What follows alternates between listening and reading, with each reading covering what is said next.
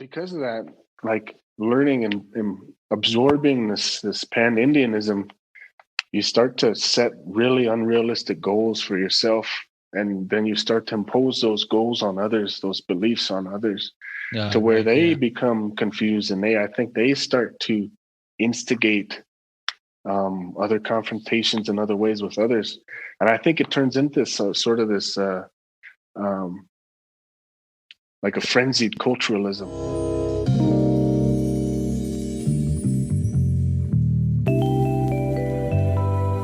Hello and welcome to Tribal Research Specialists, the podcast, where we will be talking about important things. That's not going to work either. Hello and welcome to Tribal Research Specialists, the podcast, a podcast dedicated to chatting about... Hello and welcome to... Frenzied culturalism. It moves and it doesn't know what to do or where to go or how to form itself, and nobody really has a way of knowing or a way of doing that's really concrete and positive, you know. Nobody really knows how to work with efficacy with this frenzied culturalism. You know, everybody's losing their minds about how to be Indigenous and how to be Native, I think. I was why so serious, you know? That's interesting. Because noted today in a lot of circles is this kind of the craziness that's going on, like this explosion. I think I even heard somebody mention it as a native renaissance, the native renaissance of today. Because I guess, I don't know. Now there's a theory. Tell me if this sounds familiar in your field. Like there's a theory about when certain needs are met, you know, where you're beyond the basic, like just the basic survival stage, and you're able to not worry about, you know, death as much. What is that a theory in anthropology or ethnography where like you can, then you have this explosion of ideas and art, like that's kind of a European idea, but you know, then you get this industrialization where people are kind of pulled themselves out of, I guess, the day-to-day trials of life, and then they can kind of go crazy on the materialism and capitalism. I don't know. Does this sound familiar? Do you remember coming across something like this in your... There is something that's kind of similar. Yeah. In the classics, you know, like the classics field, like the Romans, the Latin culture, the Greeks. Yeah. And I've heard reference to it before. It's called the Age of Decadence. And it was kind of this concept, maybe a theory. I don't know. I can't give you any source information right now, but can't cite nobody.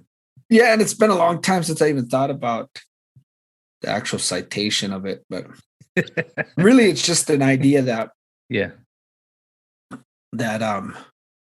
once utilitarianism, or once your utilitarian kind of need, the subsistence need is met, then that's when you have time to ponder and to, you know, kind of expand or expound on certain things. Yeah. Well, as more resources become abundant, that means surplus gets bigger, which leads to less time having to hunt and to search and like that.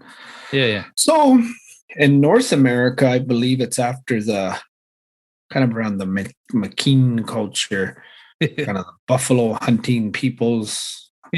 5,000 years ago, I believe. Yeah. They kind of like take off as creating abundance. So therefore it's supposedly leads to this like artistic. So you see an influx of rock art, you see now different scholars will argue like the timeline, but really what it comes down to is the more food you have, the more time you have to relax, which means you have more time to think. Right. So your artistic culture, your abstract culture gets more complicated. Now that's contrary to a lot of native beliefs. So just yeah. I don't think it necessarily attacks Indian belief at all, but I do know people who get pretty worked up about that. Sure. So I don't know. I guess I don't know in a way. So then, how does that play into like I guess in your opinion, a shifting of identity? Now, I don't think I would hate to think that our forefathers, if you will, our ancestors, whatever you might want to call them, I don't think they thought about, well, I'm worried about my grandchildren's identity. I'm worried about if their identity, So will be intact. Have you ever heard this like kind of just common belief? It's like a thing people say when they'll say, our ancestors fought for us to survive, and our ancient beliefs were for us to survive, are to be here today. Now, oh, you better get that. No. It's fine. Okay. In fact, I should turn the ringer off, huh? No, I don't know if that's how they thought. There's this modern, and this might be offend people, but there's this kind of modern concept of 7 generations are like. I don't know if that's. I'm not against the concept, but I'm against how it's portrayed. Like we didn't. And I don't even know how to articulate it, but I think you get what I'm saying. I do. And I think, even that idea alone, I mean, we brought up some controversial things, or maybe some different perspective, trying to go in deeper onto certain things that maybe are not given enough time to, I guess, find concrete examples. But even that idea alone, talking about Indian identity and kind of what that little clip was about this frenzied culturalism, like we're so busy buzzing around trying to make sure that the identity is right or correct, and then you go 2 years with doing something, and then you figure out, oh, there's something else to that, so then things change. I mean, the powwow world is a good example of that, where you see these shifts on what's traditional, what's old style, all this old style singing, what's the contemporary, etc. So you see these shifts, and we've lived through, just you and I, we're not that old. We lived through probably 6 or 7 of those changes, like just in that one specific example of the powwow world. And each one of those changes was claiming to be the original thing. Yeah. When none of it is original. Right. Because that's not how Native belief is set up. It's not. First of all, identity is always shifting. Right. Yes. Let's establish that right now. It's not a stagnant thing. Right. Identity is probably closer to a muscle. Not the kind that lives in the sea or no, not a MUSS. Not a mollusk. A bivalve. Not a bivalve. No, we're not. No, we're not messing with any of that stuff. No, like a muscle, like it's something like your guns. The guns, it's something that needs exercise. It's something that needs weight, right, to improve upon. It's right. It also needs rest. No, I don't know. I don't know if creatine needs creatine. It needs creatine and the subscription to Men's Health. No, I don't know, man. Like it's weird. So I've struggled with this identity concept too, but not in the same way. I don't think I think I've always been comfortable with my identity in terms of my cultural identity. But like anybody else, I think as an individual, I've struggled with identity and just kind of figuring shit out, Right, but, right. But as far as I've always known who I am, now there's a depth to identity too. So you can still know who you are, but not have any depth to it. And I think that's what like a lot of young people deal with. Is like they know who they are, but there's no depth. Right. So, right.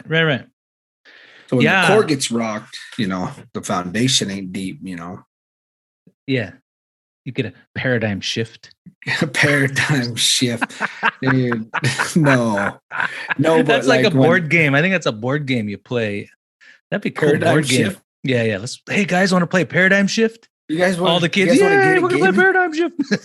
you guys want to get into a little game of paradigm shift? That's so stupid. That's saying that phrase, paradigm shift. Like when I hear that, like when I'm at a especially when I was involved in academics a lot. Yeah, man, that was always used. And I'd be sitting there and I'd be like, "We're facing a paradigm shift," and I'm like, "No, we're not." I mean, another one. Another one is like, and the way I think of paradigm shifts is like, I think in the shift you don't know you're in a shift. What? Like you're okay. Yeah. Like if you're in the storm, yeah, you can't make out the complexities of the storm. Yeah. So then you have people who are like, we're in a paradigm shift. They're like, well, how do you know? yeah. When did it start? Was it like when did it start? And you would have to see the end to know it's in a shift, Right. I mean, I don't know. Or is it just always shifting? I don't know, man. Like that's this idea like this frenzied culturalism. I mean, we see it like there's an explosion today, just like there was, I don't know. Okay, so this ribbon shirt that we kind of dogged on a bit in the last couple of episodes in the past, that was a shift toward some sort of identity, right? So somebody wanted to have an outward expression of identity. So somebody, I don't know where it started, how or what, when, but everybody started wearing ribbon shirts again. Thank God, they were ugly, man. In a little pride, and that was what they had at that time. So nowadays we got this another, I mean, and there's probably been several things that happened between now, but now we have these artists, indigenous artists who are creating these wearable art and even ledger art is like real. Yeah. So reflective of an identity. So this is where things get complicated though, because it seems, and I could be wrong, and I'm probably wrong about a majority of the population, but there's certain folks out there who are grasping for identity or belongingness, and maybe have a lack of identification with the core traditionalists, or like the folks that you won't see anywhere besides in their community, just living the good old life and not caring about too much that's going on in the outside world. There's folks that they're not connected to that, so they're looking for something, and that's just like this pan-Indianism where I'm going to grab onto whatever's out there, I'm going to claim it as my identity, or smash it into as part of my identity. And I think that becomes like the most visible part of what like indigenism or indigenizing things is. It becomes this kind of this broad stroke of what being an indigenous person is. Then all the other stuff kind of gets glossed over. So you get the books written about these things, you get the social media explosion in a pan-Indian way, but I don't know. I don't know. That's shifting too, because I think people are getting more specific in their design and their art. They're getting very detailed in how they're representing their own designs and those kind of things. But I think it's interesting how Ben Pease put it in that first quote, or his little clip there is this. It's just this whole. There's a lot of people doing it. It's all visible. It's everywhere. Social media everywhere. I mean, you can't go anywhere without hearing a land acknowledgement. You can't go anywhere without seeing, some the beaded earrings hanging out somewhere. I don't know. I don't know. You remember in the we might be repeating a bunch of stuff, but I'm trying to get beyond that, but yeah. What are you gonna say? What are you giggling about? Remember the war bonnet made out of safety pins? Yes. Yeah, I think man. We need those back. if you went next door, you probably find one. Your neighbor probably has one with a bonsai or The God's bonsai eye tree. with a God's eye. My God, Yeah. in a big a wooden spoon and a wooden fork on the wall. yeah, we talked about that. Yeah. You Anyway, know what I feel like is the most native thing to do and an Indian thing to do is to talk about identity. It doesn't feel natural. Yeah, I know. Yeah. I mean, I think you talk about everything that makes up identity. Yeah. Because I've been around a lot of tribal people from all over, and like, I mean, culture is fun to talk about. Heritage is fun to talk about, especially like ceremony, right? Ceremony is really fun to talk about with those who know what they're talking about. Yeah. But one thing we don't do is we sit around and express identity in the sense that scholarship does. Right. Like whenever we have conversations about identity, there's a level of it that doesn't feel natural. It's like clunky and it's kind of awkward. And do you feel that way too? Talking stick is for. Oh, geez, he's a talking stick. Yeah, it's to get over that awkwardness. Yeah, it's to just give some sovereignty in the conversation.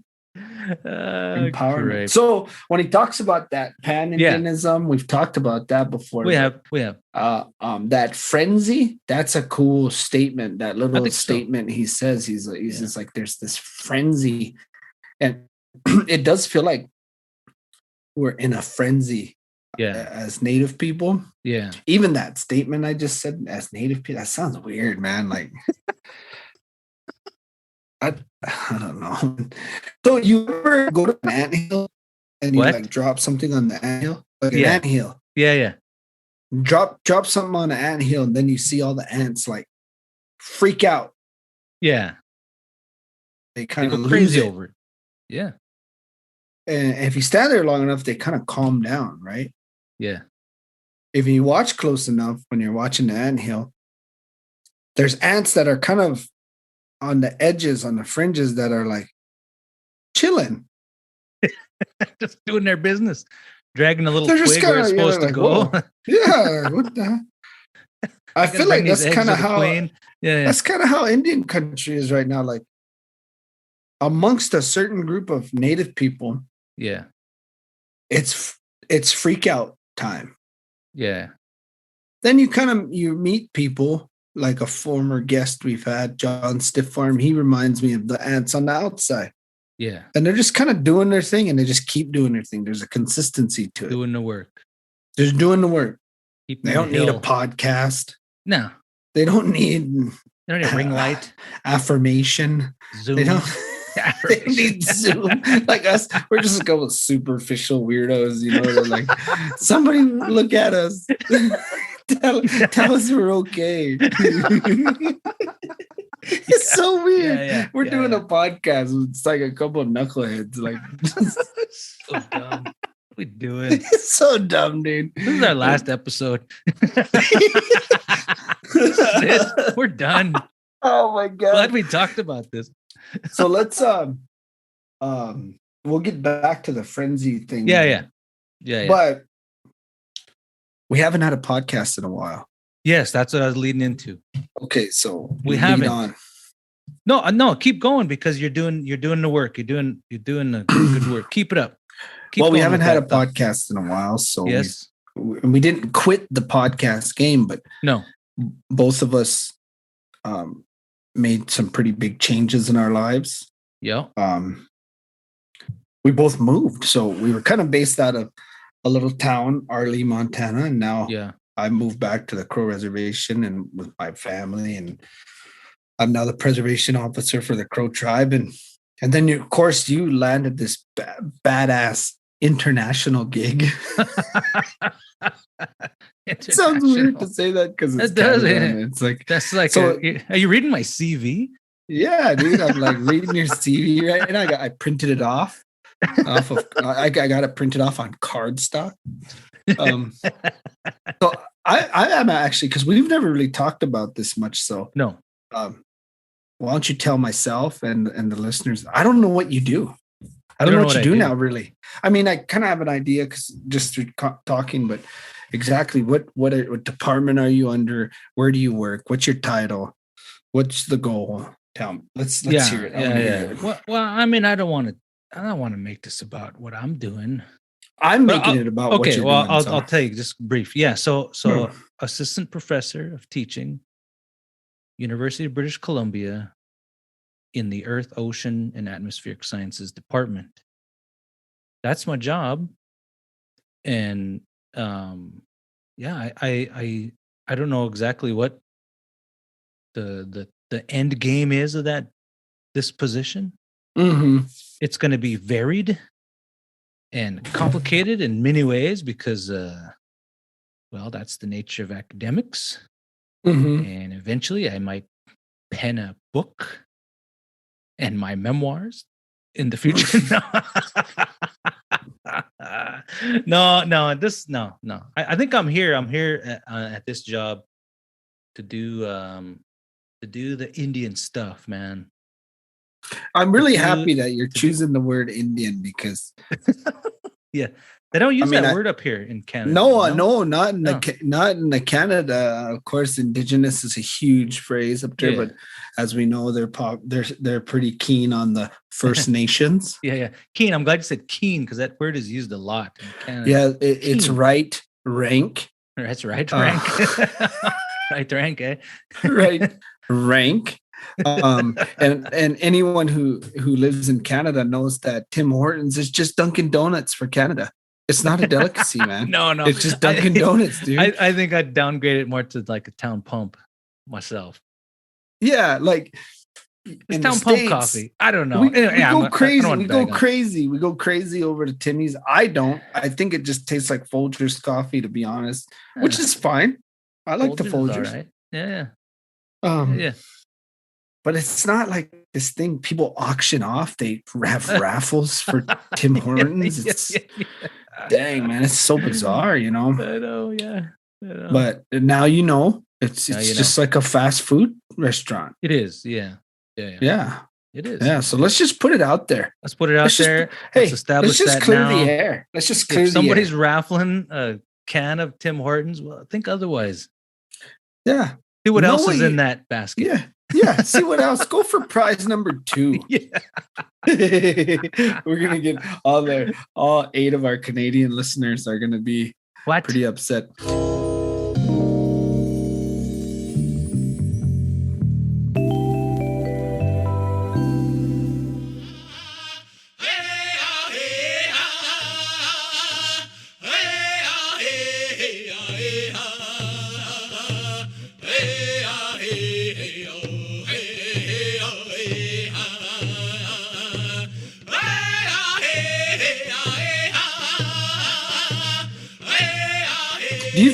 Do you think we lost listeners because we took so long to get back into it? Well, I mean, here's the thing though.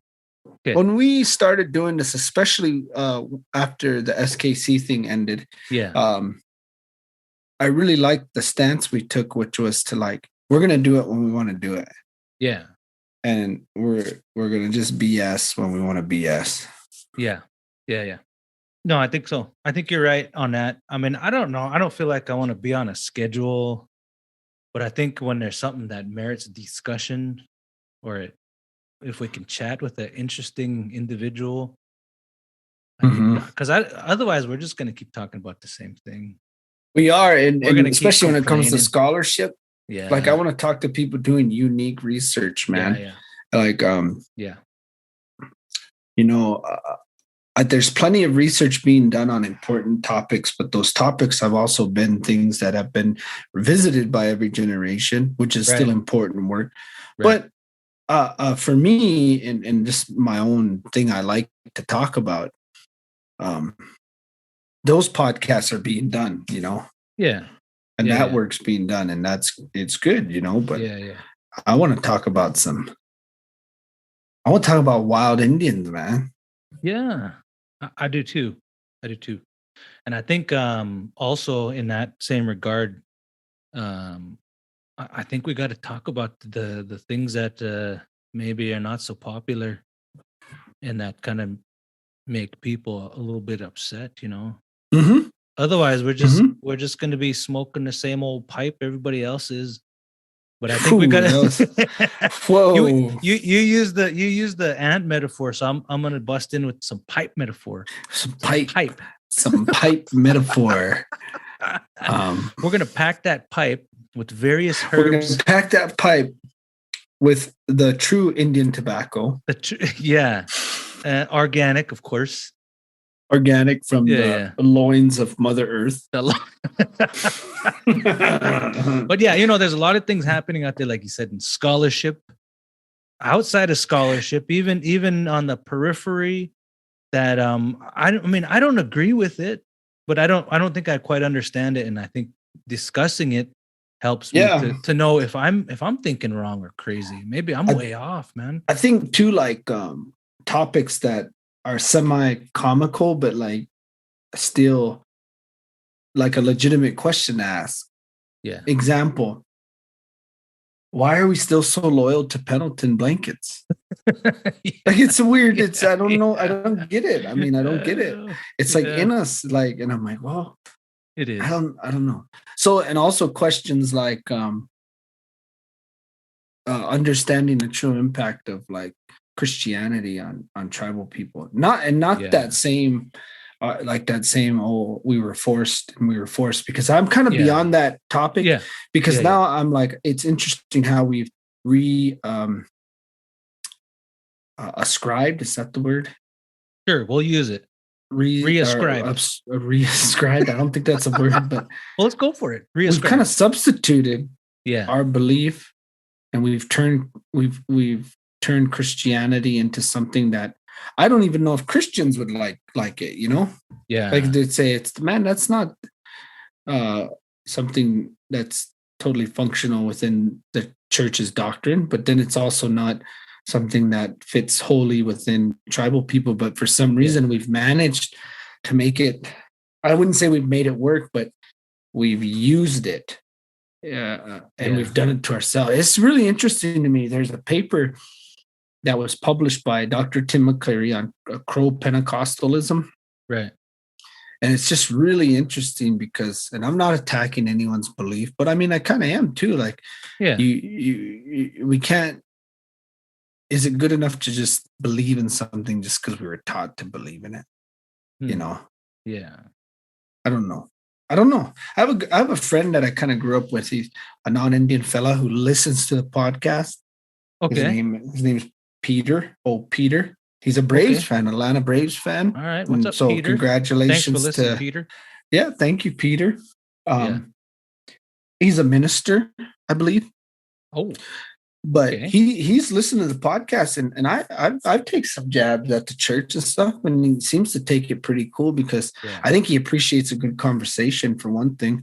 Right. And so those are the kind of listeners I think we want, you know, people who are like willing to challenge their own thoughts. Yeah. I'm not right. I don't even really know if I know what I'm talking about. But I'm a product of all of that, you know? Yeah. Well, yeah, I think you're saying an important thing. You're saying one thing that's very important in that I think we should all consider. And that's we can't get so invested in what's right and wrong that we become entrenched. This is the academic talk. Entrenched in what we think is the truth. Here's the other thing too that I notice with Native peoples. We've adopted this concept of, well, this is how I feel, as being gospel, you know, as being truth. Oh yeah. When I think feelings are valid for sure. Yeah. But our culture and our heritage, especially in the Rockies here and in the northern plains, right? People don't realize like there is kind of a center line to follow, and it is cutthroat, especially in our last 300-400 years. Yeah. People want to kind of give us this like crystal observing kind of dream catcher thing, and it's like, man, it's It's not like that. Yeah. I think the future, like you're saying about the Christianity, the Pentecostalism, those are, I don't know. It's like it's a time you reflect on that was kind of bad and kind of terrible, but we took what we needed out of it, and we moved forward, and we're using it today, and but like we you said, use it. Yeah, we use it in a way like we use it as a way. So like, just like there's people who used to sweat as a way. This is a way we use for whatever reason. Right. The church has become that for Native people. That's why I always think like if we were to get a ministry from someplace else and bring it to the res, and they see the way we use the church, they would say like, this isn't even, they're using it like a medicine. Like the peyote church, the Sundance, like the jump dances and things like that. Like they use it. It's a way. Meaning someone can sponsor, somebody can say, I want you to use this way to pray for me or to ask for good things for me or something. And it just seems it's interesting. And that's not what today's topic is about, but it contributes to that frenzy thing that Ben was talking about, which is such a cool word because that's the best. It's such a, it like sums it up, man. We had to get him back on and we had to discuss this further. I think we should see if we can get some more of his time. But no, you're right. And how do you put it? And I think we've talked about it a number of times already that we're not a static. We're not a static people. We're practical. We're going to use what's available to us.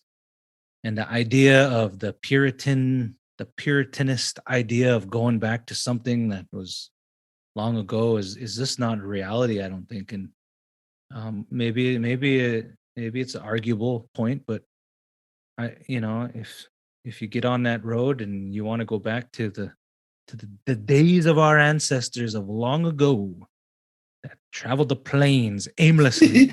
But that's what we're talking about too. It's like this concept of identity, like that identity. Somebody in that time was looking back and their childhood was different from that. Before the horse, before the rifle, before like, it just, it never sits still, So it's like what we talked about tool. Who did we talk to about this, about recording things with the audio or technology, and how some would say, oh, you can't do that because those are songs which should never be recorded.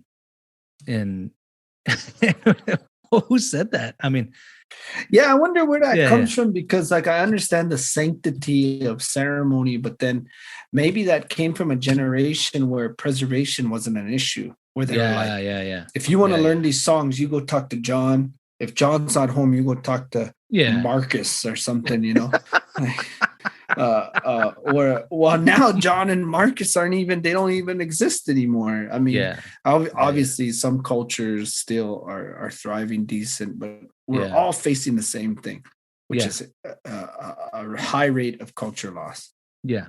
Right.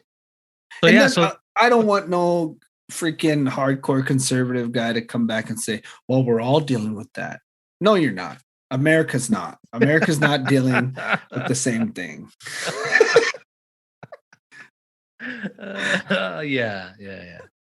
Anyway, I don't know. So this episode, I'm sorry if I offended anybody. No. We can't do that no more. We have to learn to be offended. We have to learn to be offended, man. I think that's one of the things where we're at right now. We're so concerned that we don't want to say something that's going to offend somebody, even though we think that this other thing might be true. And if we can never talk about those things, even amongst our own Indigenous folks, then we're going to have a hard time progressing forward. We're just going to keep repeating the same old thing, the same tired message, without any action or example of that. I mean, I don't know how many times you hear that traditional thinking is holistic. but not really any great examples of how and why that happens. I don't think it is holistic. I remember we talked about this, and I remember mentioning it. I think, man, if I thought holistically all the time, I'd just be overwhelmed. I'd be just going crazy. I mean, we're humans, man. We're all humans. I think it's just kind of a hijacking of the term. Like we've hijacked the term holistic when really what it meant was that I think people have confused the term influence from the natural world and holistic is the same thing. Right. Yeah. But I know plenty of people who I would deem some of the most knowledgeable cultural people, very in touch with their way of life and that are not holistic. And there's a reason for it because the way they're using doesn't allow for that to be. Right. Very direct. Yep. Very direct. ABC. Yep. Very ABC and actually pretty linear. Yes. Very linear. Yeah. Yeah. And Mike Laframboise said this. We were visiting one time, me and him, and he just said, I always hear people say that, talk about we think in circles. And he said, no, I don't know. We've hijacked that too. Yeah. And I'm not saying, of course, we're going to offend people by this too, but I mean, I think we have to rethink all that stuff that was born out of the 70s, which was typically done for curriculum. Yeah. Mm-hmm. Learning styles of the Native American. They're circular thinkers. They don't look you in the eye, but it's not a sign of disrespect. Hey, what do you think about the whole looking in the eye thing? Because I call BS on that one. Well, yeah, I mean everybody does now. So, but like we should talk about it. But you know what? This episode here today is just kind of just trying to kick us back into the spirit of things. Number one, we're going to talk about some tough things. I at least I want to. I want to challenge. Let's think of this kind of as like our tribal research specialist 2.0. Like this is we're taking off, man. We're taking off. Yeah. This is the disclaimer that if you don't like critiquing yourself as an Indigenous person, this is not the podcast for you. Turn it off. Turn it off. Go put on Everybody Loves Raymond. Yeah. But tell a couple friends first about it. And who doesn't like Everybody Loves Raymond? Oh yeah, everybody loves Raymond. Witty, funny. Yeah, he's witty. Rivals Seinfeld, I would believe. I bet about 60% or 80% of our listeners don't even know what that show is. No. I had a really good conversation today, though. I was talking to this guy at work, and we started talking about understanding like oral histories and stuff. Yeah, and it was cool because my job really allows for some pretty badass conversation, man. Yeah. Where there's a generation of Crow people, obviously, that are disconnected from Crow belief and culture, but there's also like some really young guys. By young, I mean under the age of 35, right? Under the age of 40, really. Yeah. That, man, they're kind of willing to question the status quo, Oh, yeah. Which is very unlike the Crow community, which was always been like the Crow authorities say this is the way it is. So that's what, meaning the cultural authorities. Right. Man, it's pretty cool to kind of visit with some of these younger guys, and a lot of them are younger than me, and they think real similar to the way I think. Yeah. And it's like refreshing, man. It's real refreshing because to me, it's like even if it's culture's only alive under a few people, I feel like it's going to be the right thing. Yeah.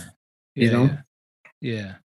But I think it's happening on other reservations too. Well, yeah, that's what I was going to say. This younger generation, I think they're demanding more.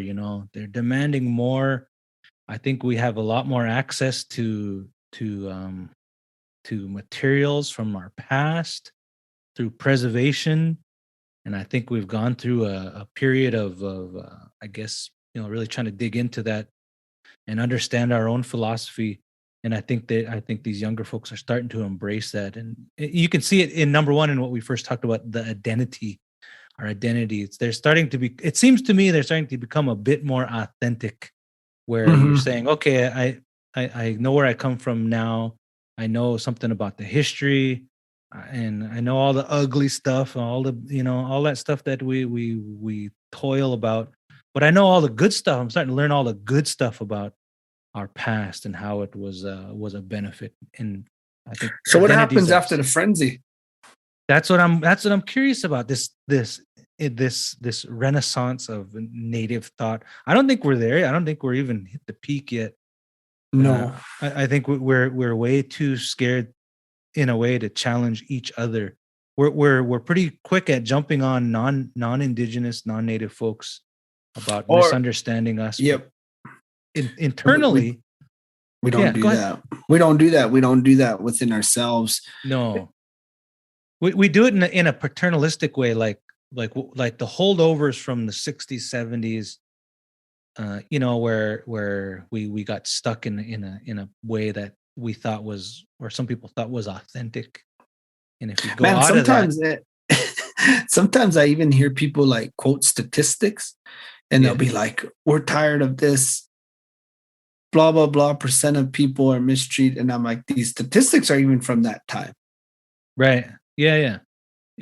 I would say if we were to really, really argue and kind of try to be honest with ourselves, is the majority of Native people. The majority of Native people is Christian, which is usually a reflection of kind of colonized behavior. Right. I'm not, and people can take colonized however they want to take it. Is it negative? Is it positive? Is it progression? Is it whatever? I'm just saying that. You don't want to take a stance on that. People. Well, I'm just saying the majority you want to hold of a position. People. I don't. Come on, man. Okay, yeah, I get it. Okay. I don't. Well, we'll get into that later. Because I don't know. I don't know. Okay, yeah. I'm making stats up here. We need a colonial scholar on here that we can challenge, and that's game. You remember you showed me that thing one time about superficial conversion, and I'm not attacking the church. What I'm using is the church as an example of kind of where we are in culture, and I heard a guy give a lecture one time about society, and each society is built like an organism. And inside the organism are some basic elements, and religion is actually part of that. Now, people say religion is a social construct,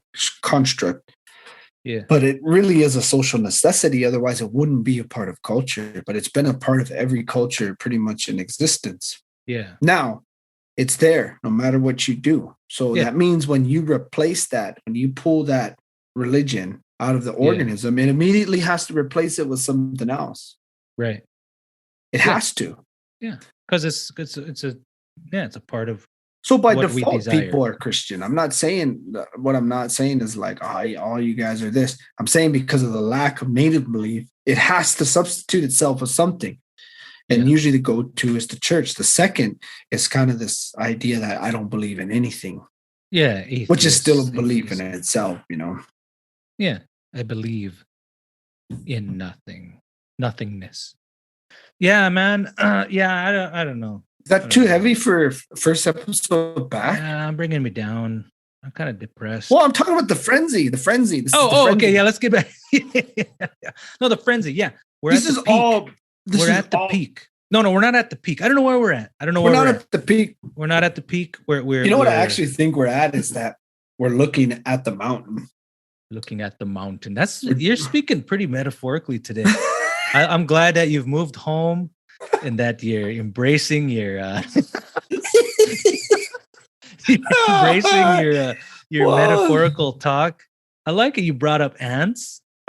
Like ants on them. You just have to have that kind of deeper voice, a bit of an accent, like an ant. Like an ant. Son, see them well, ants. You're in Canada, so... Yeah. I brought up a metaphor too. So you said the peak. So I said the peak, and I thought of a mountain. I'm like, I don't even know if we're even climbing. I think we're just now being like, hey, we got this in front of us, climbing the peak. That's what I thought of. You can talk in metaphor. You're okay, man. You're okay. I'm so messed up right now. We had an episode about this. We talked in depth. We're going to revisit some of this material. This is what I want to do. This is what I want to do in the next, I don't know, whatever episodes we produce. I want to revisit some of those things we talked about and I want to expand on those further, because I think we've both learned a number of things in these discussions, but we've learned a lot of things from our guests. So I think the next thing is, we need to bring up, of course, more topics that are important, but I think we need to expand on some of these ones that keep reoccurring. Because how many academic conferences have you gone to where you get the same message? How many YouTube videos can you watch about Indigenous science, Indigenous decolonization, Indigenous anything, and you're going to get the reoccurring theme. Oh yeah, number 7, over and over.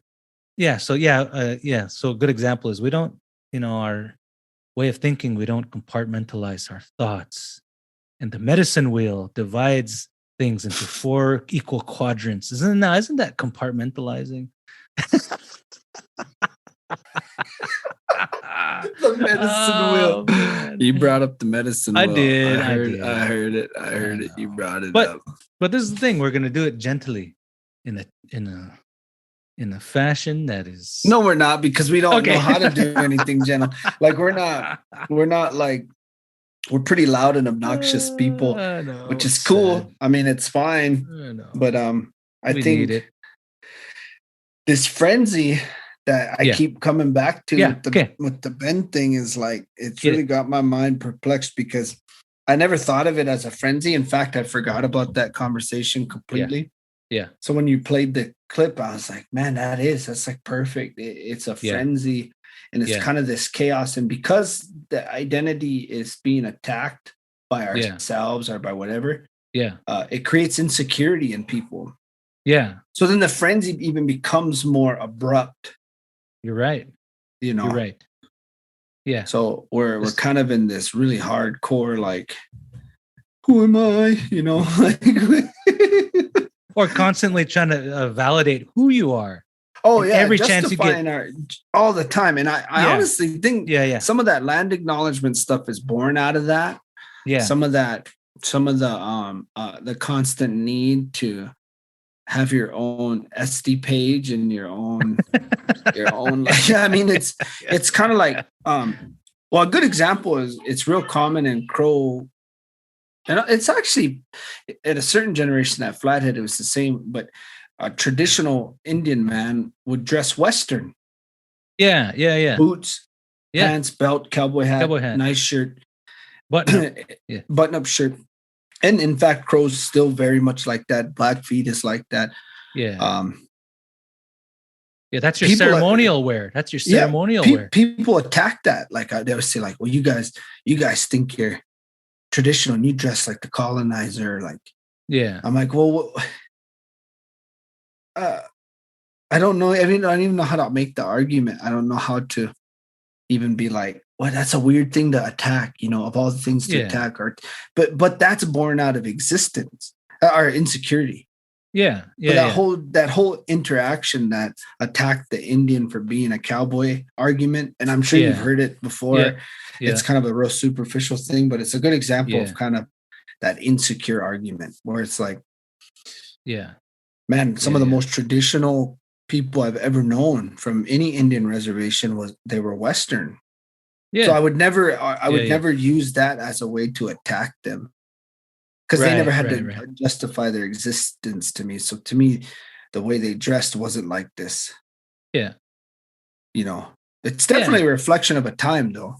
Yeah. It's less about the outward appearance. It's more about the action of what you're doing, rather than the way you look doing it. Yeah. Because you're not, I mean, you hear it all the time, when you're doing those kind of things, you're not putting on a show. You're not going to be the star of the stage. You're doing your business. And if you want to look nice doing it, you should look nice though. They always say you should don't dress your raggedy, don't wear raggedy clothes, kind of try to dress up. Right. I mean, I don't even know where I was going with all that, but to me, it's kind of sparked the thought when I was talking about insecurity, Yeah. It's like the mustache. That's something. The mustache. It's like the mustache. Just like the mustache. I mean, it was a popular thing. It was a popular thing. And now today you might think, well, if your mustache, you're a BIA guy. You got the mustache, you that's kind of a stretch, but there's nothing more identifying though than the red bandana in Indian country. Yeah. The guy who, and I'm not talking about like guys who are thug life in it, but no, when you kind of see the Indian guy with the long hair and he throws the red band, you automatically assume, you're like, oh man. Let's see if we can get that guy to pray. Yeah, get that guy to sing the AIM song. If we can get him to do the invocation. Hey, if any of our listeners know who composed the AIM song, I want to know who did it. Yeah, somebody knows. Somebody knows. And we talked. Did we talk about? Yeah, we talked about that a bit. Let's turn a corner here. Let's do a little music review. You been listening to any good Indian music? No. I live in a non-musical life right now. I haven't. Ooh. I've been getting down with that, and this is what I've been doing. I've been taking these old like the old anthropologists, how they documented some music in the music scores. I've been taking those and with them old priests, and I've been putting those into the computer there and kind of trying to get a sense of what those songs might have sounded like. That's what I've been up to. I hardly listen to anything besides that these days. And I've been talking to a lot of people about that grass dance ceremony. Yeah. More. Yeah. And there's some talk of it kind of getting a jump start. In some good news, the Crows kind of revitalized the ceremony called the Retrieving of the War Bonnets. And it was kind of cool. They did it on Veterans Day, and it hadn't been done in quite some time, like 20 years or something. Oh, yeah. We were down there when they were... They did something like that in Lodge Grass. I think you're talking about the Shoshone dance, right? Oh, that was different. Okay. Yeah, it's a war. It's a war honoring a deed. Oh man, the other day I heard this guy talking about some kids he named. He named a kid six enemies. Skoja Agawish. Skoja, his 6 enemies, and I thought, man, that's a cool name. It's about Vietnam. He's a Vietnam guy. And had an interaction with 6 Vietnamese enemies. Well, I think that's a whole nother topic we ought to chat about, is that reclaiming of our names.